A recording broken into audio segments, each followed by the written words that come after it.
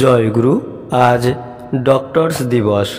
আজ এই বিশেষ দিনে শ্রী শ্রী ঠাকুরের এই অমৃতময় কথাগুলি জেনে নেব চিকিৎসক বা ডক্টর সম্পর্কে। কে কত ভালো চিকিৎসক?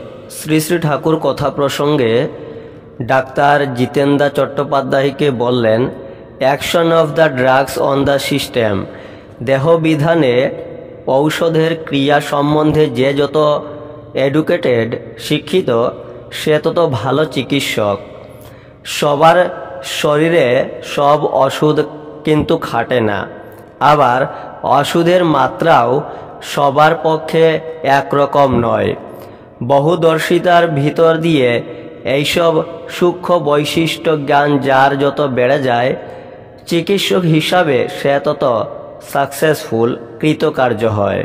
বাহাদুর চিকিৎসক সেই চিকিৎসকই বাহাদুর চিকিৎসক যে রোগীকে যথাসম্ভব ওষুধের প্রয়োজন মুক্ত করে দিতে পারে।